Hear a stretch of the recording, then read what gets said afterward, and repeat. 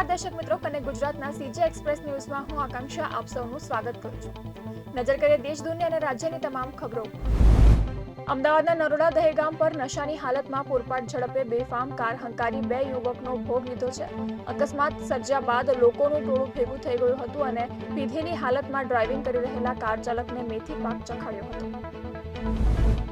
કમોસમી વરસાદથી શાકભાજીની કિંમતમાં ₹10 થી ₹20નો વધારો થયો છે.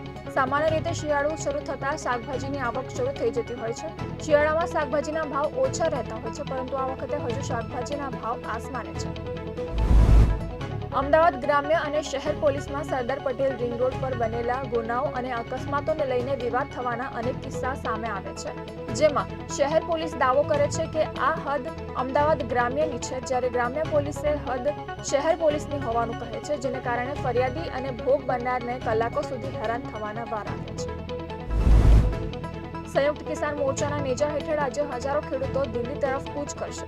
એક દિવસ પહેલા ખેડૂતો અને વહીવટીતંત્ર વચ્ચે ઉચ્ચ સ્તરીય બેઠક યોજાઈ હતી. જ્યારે માંગણીઓ પર કોઈ સહમતિ ન બની ત્યારે તેમણે ચાલો દિલ્હીના નારા લગાડ્યા હતા.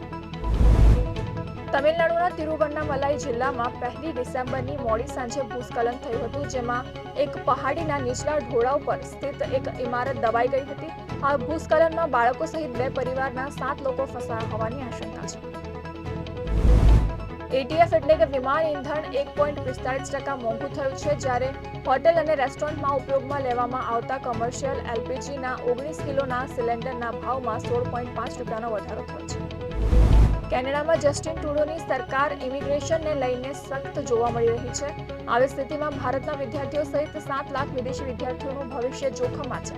કેનેડામાં વર્ષ 2025ના અંત સુધીમાં લગભગ 50 લાખ ટેમ્પરરી રેસિડેન્ટ સમાપ્ત થવાની તૈયારી છે.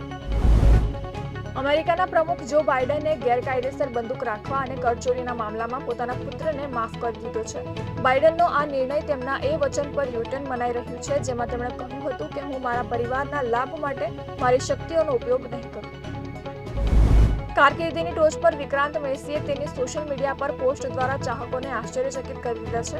અભિનેતાએ અચાનક ઇન્ડસ્ટ્રીમાંથી બ્રેક લેવાની જાહેરાત કરી છે. ટીમ ઇન્ડિયા હાલમાં ઓસ્ટ્રેલિયાના પ્રવાસે છે. આ દરમિયાન ઓસ્ટ્રેલિયન ક્રિકેટ માટે ખરાબ સમાચાર સામે આવ્યા છે. ટીમના પૂર્વ ક્રિકેટર ઇયાન રેડપાથનું 83 વર્ષની વયે નિધન થયું છે. તો આ હતા કનેક્ટ ગુજરાતના આજના સીજી એક્સપ્રેસ. નવા સમાચારો અને વધુ અપડેટ માટે તમે જોડાયેલા રહો કનેક્ટ ગુજરાત સાથે. ત્યાં સુધી મને રજા આપશો. નમસ્કાર.